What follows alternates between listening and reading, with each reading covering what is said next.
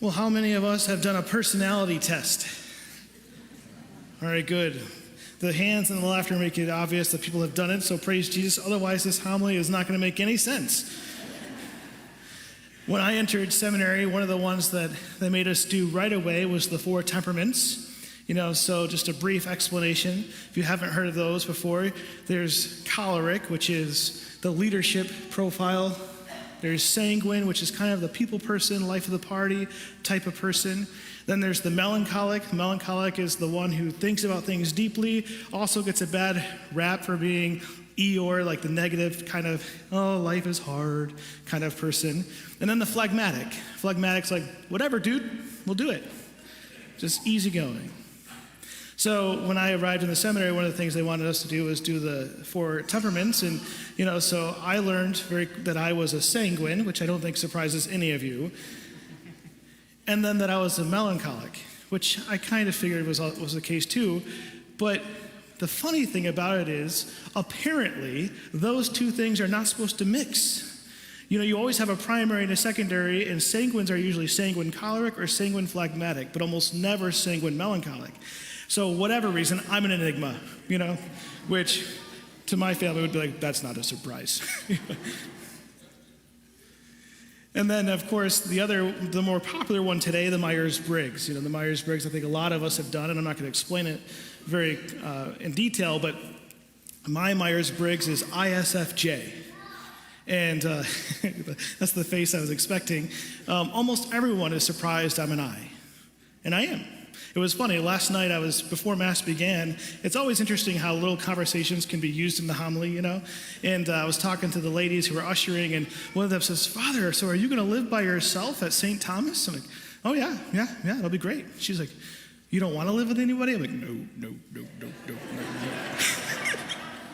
And she's like, really? I'm like, yeah, surprisingly enough, I am an introvert, And she's like, huh, And so the reason I'm telling you this is because I think there's 2 things, there's 2 problems, if you will, that can exist from the personality test that can correlate in the spiritual life, right? So problem number 1 is sometimes we can put people in boxes.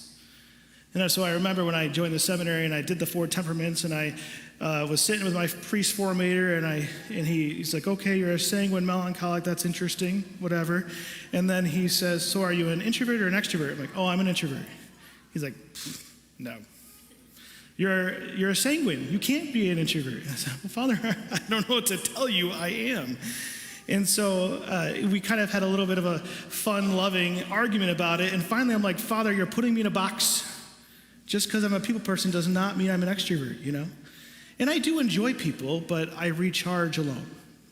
And so over time, he was able to see that. And in fact, on the staff here, over time, certain staff have seen it. I remember one day we were talking about it as a staff, and Glenda was like, oh yeah, I can see it, And I felt seen in that moment. Like, thank you, Glenda. Love you so much. You're awesome.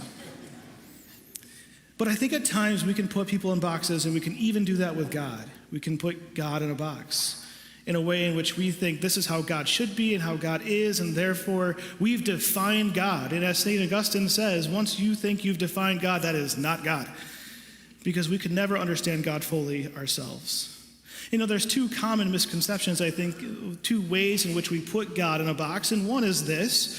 At times people will say, well, if God is so good, then God would never let us suffer. Well, that's never a promise that God makes in the scriptures. Yes, God is all good, but the only promise he makes about suffering is that he'll be there for us in our suffering. He doesn't promise you won't suffer. He actually does the opposite, right?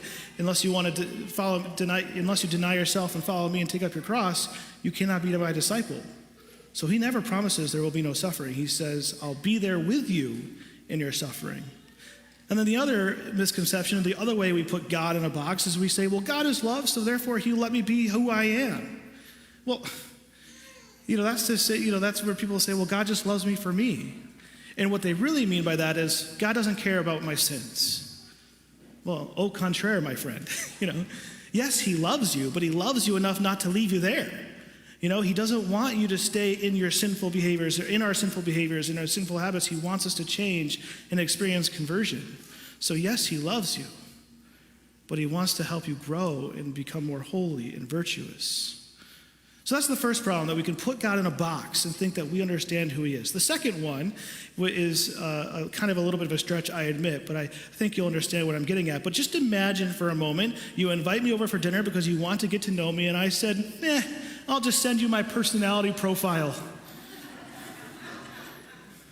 You'd be like, well, Father, that's great, but I want to get to know you, and reading a personality profile might help me understand a little bit about you, but it doesn't tell me who you are, you know?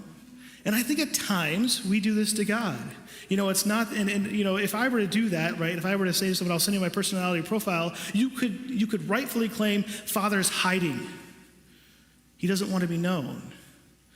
And I think at times, it's never the case that God hides from us. It's actually the opposite. God completely reveals himself to us. That's the whole point of this feast day. God's revelation of himself to us. But I think the real issue, the real spiritual problem we experience is that we hide from him. That we don't let him into our lives, and we don't let ourselves be known by him. And so my encouragement for us this weekend as we celebrate the solemnity of Trinity Sunday is that we let God reveal himself to us, that we let ourselves be surprised by who he is, that we let ourselves think outside the box and let God tell us, I'm all good, all loving, and that means more than you could ever imagine or believe or understand. You know, as Trinity Sunday, one of the things that is always beautiful about this day is that we could never know God as Trinity without Jesus. We would never know God as Father, Son, and Spirit without this complete definitive revelation of who Jesus is and Jesus revealing that God is Father. And so today, I just encourage you to think about all these beautiful things we believe in the Trinity. That, you know, the Scriptures, where can we go first? We can go to the Scriptures, that God reveals himself as Creator, that we exist because of his goodness and his love and his generosity. And then we go to Jesus, and Jesus explains more about the nature of God and who God is. And then, of course, we go to the sacraments, where we can experience God truly in our lives. But then prayer. We have to show up to prayer so that we can spend time with him. We can't know someone we don't spend time with. So this weekend, as we celebrate Trinity Sunday, may we be encouraged, may we have our minds kind of expanded and fall more deeply in love with the mysteries of who God is, but also stop hiding from him, to let him reveal himself to us in his goodness so we can have a more deeper, full relationship with our God, who is Father, Son, and Holy Spirit.